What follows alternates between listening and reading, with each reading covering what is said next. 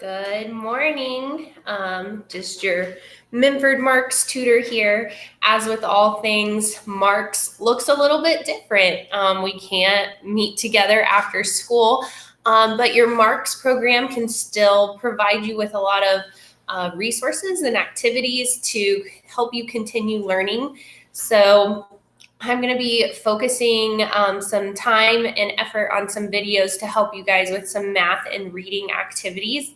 When I started thinking about sixth graders and things that you guys could do that would help you continue learning even after you've put in your school time for the day, I kind of in my mind broke it into two parts: the reading part of things and the math part, because I know a lot of you that stay after school for tutoring, if you're staying for math, you're usually needing help with math homework or study island, and then you guys are usually working on something for language arts class. So this first video, I'm going to focus on language arts, and we'll kind of go from there. You guys can look for videos on both subjects, but today's is on specifically to help you with reading. So one thing that I know to be true is you can't read if you don't have books. Our house is full of books. If you are under the age of, I would say, 8, you could find a lot of books at our house to read. Probably older than that, there's not as many options, mainly because I have a 3-year-old daughter and no other children. But the other reason is because I do a lot of online reading. So one thing I thought I would show you guys today is a free resource if you don't have books at home, to help you get some more books via online access. The other cool thing is that I'm going to show you guys is an app that you can add, again, for free, and it has a lot of free audiobooks that you can download. You don't have to have a subscription or anything like that. So let's jump into it. So I'm going to share my screen here, and help if I click the right button. Okay. I'm going to share my screen with you. And the first thing I want to do is jump over to the Portsmouth Public Library website. If you look up at the top, the web address is yourppl.org. So your portsmouthpubliclibrary.org is what that stands for. And it used to be, if you wanted to have a library card, you used to have to go to the actual library location, fill out a form in person, and show up with a piece of mail that had your proof of your mailing address, and you had to do it all in person. Well, because of everything that's going on in our world, our local libraries have made it so that you can apply for a digital library card. So when you're on this website, all you have to do is scroll down like I am doing, and there's a spot where it says, use this form to apply for a library card and get immediate access to the Ohio Digital Library and the Hoopla Digital. And the Hoopla Digital is what I'm going to talk about more here in a minute. But if you click register for a library card, it'll pull up another site where you fill out your borrower information. So, your name, your address, birth date, phone number, email, all of that, PIN number. And you need to remember that PIN number, because that's your email, and your PIN number is what you will use to log into their other apps to be able to borrow stuff. So I already have a library card, so I'm not going to fill this out right now, but this is where you would go to fill it out.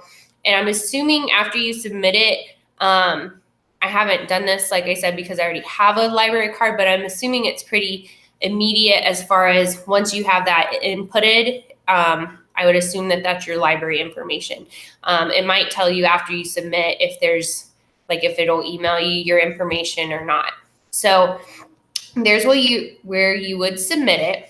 And then, like I said, next to where I had clicked on that, it had something about Hoopla and the Ohio Digital Library. You guys probably already know about the Ohio Digital Library. I think you guys use that some in library class to look up information.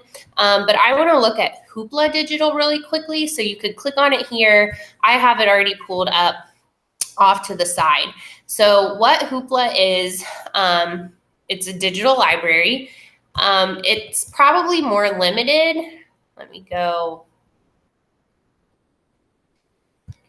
Sorry, I was playing around with the kids mode and now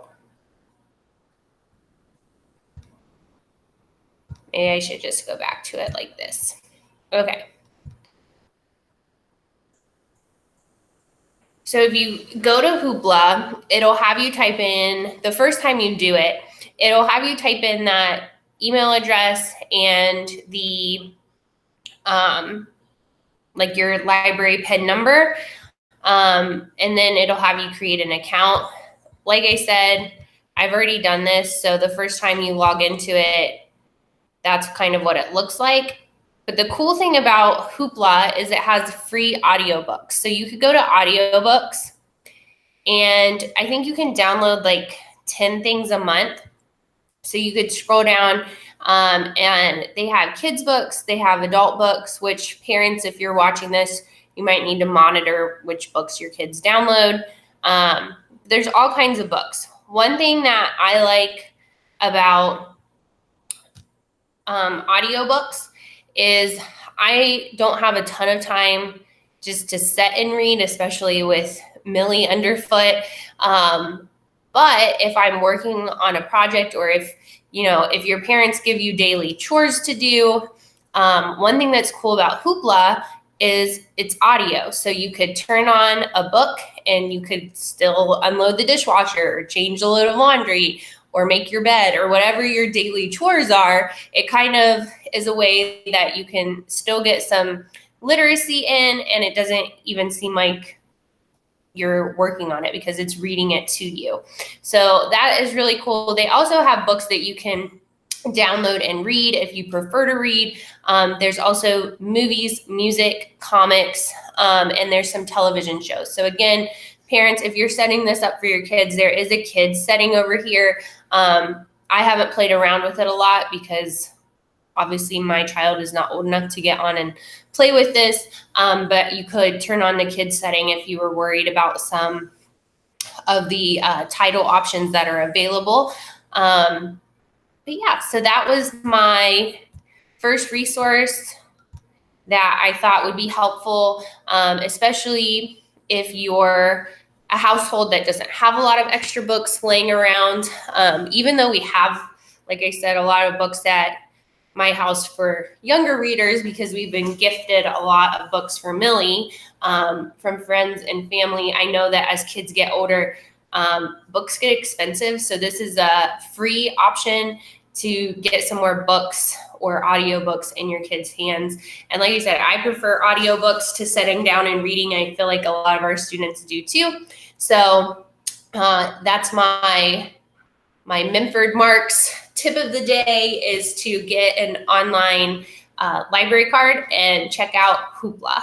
So hopefully you guys found that little tutorial helpful and check back here for more information like this later this week.